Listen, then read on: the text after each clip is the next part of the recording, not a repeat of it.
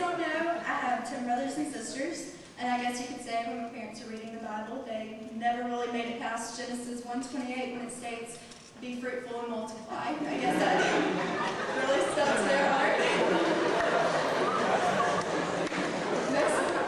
Most of my family has experienced some homeschooling, and when I was moving into high school, my parents were already very involved here at Eastwood. And my parents prayed about it and figured that Eastwood would be the best place for me to come and further my education.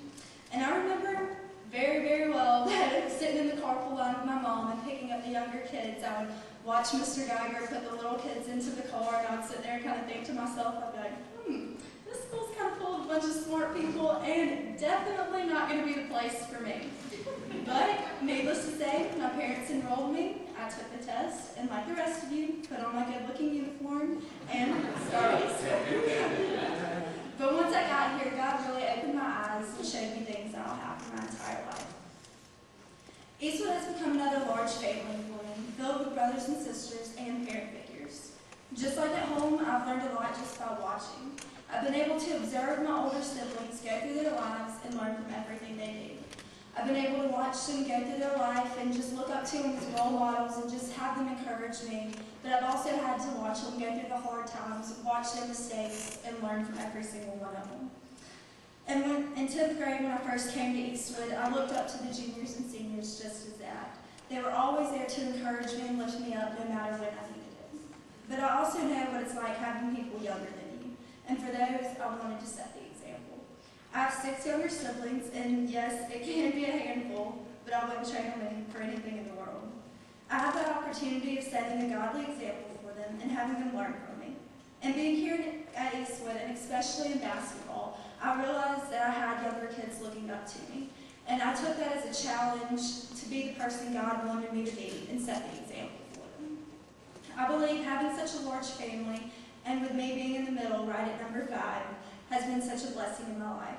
I've had the opportunity to look up to others, but also to set the example for the ones younger than me. Every sibling in my family has meant the world to me, no matter if it be from the older ones or to the younger ones. There's always been one sibling in my family who has had a very, very special place in my heart, and that's my brother Jordan, who is about 18 months younger than me. As most of you probably do not know, Jordan is severely handicapped. He has been diagnosed with cortical blindness, severe mental and physical delay, as well as having some seizure activity. But the doctors don't really know what's caused these symptoms, they just know that he has them. But the reason I wanted to share with each of you about Jordan is because he's given me a completely and totally different perspective on life. Through Jordan, I've realized that there's a different way to love, and I've learned that with Jordan, I'm going to be loving him knowing it won't be returned. And so I took that, and by no means, it's not an easy thing to live with, but it makes you learn why you love someone. It makes you sit back and think to yourself, is it because I like the feeling of being loved back, or is it because I honestly and truly love them for who they are? And needless to say, Jordan brings many, many challenges to our home. It takes a tremendous amount of time and patience to live in a home with a handicapped sibling. Like having to give your 16-year-old brother a bottle like a baby, or having to have 2 people lift him in and out of his seat to be fed. But it presents these challenges in the home, but it also puts limitations on the family and what we're able to do. Because of Jordan and his illness, we cannot just go all out together as a family to many places. And don't get me wrong, I know this might come across as, a horrible thing to live with, but it really has been the best thing in my life. It's taught me to cherish every single thing God places in my life. And I'm not going to lie to y'all, when God placed me here at Eastwood, I had a major challenge in front of me, and that was with my academics. And if any of you know me very well, you know academics are not my top priority in life by any means of the imagination. If I could choose not to read a single book, write one single paper, or do a single math problem, I would be perfectly fine. It would not bother me at all. But needless to say, God placed me here at Eastwood, where academics are the main focus, and I realized that like my life with Jordan, where he requires time and patience and is going to bring limitations, then my life here at Eastwood was going to be the same. I was going to have to spend a lot of my time doing studies, and it was going going to take a lot of discipline for me. But as I look back over my 3 years at Eastwood, I've been pushed academically and spiritually. And this presents two challenges to me and to you. First, what we learn here at Eastwood must be spread throughout our city and around the world.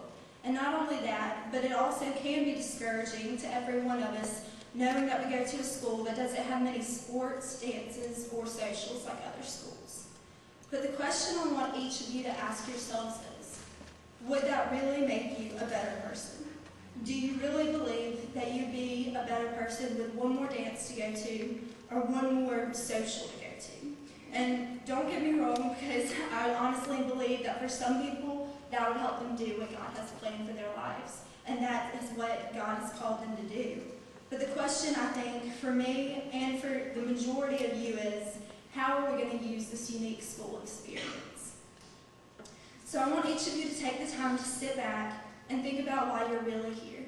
Think about the attitude you're displaying to each student that's here around you. Much has been given to you by the Lord, and much is going to be required of you here at Eastwood. But on a completely different note, I must recognize a few people. First, I want to recognize our teachers.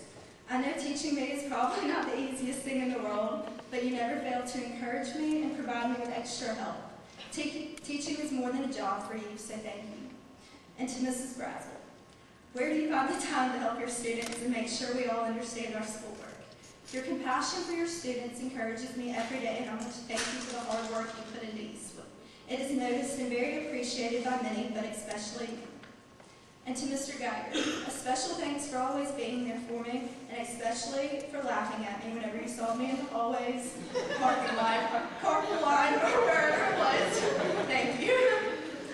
But the main thing I really want to thank Mr. Geiger for is not making me go through the interview process to get into Eastwood. Because I honestly and truly believe if y'all had all realized how weird I actually was, I probably wouldn't have gotten it. So thank you, Mr. Geiger.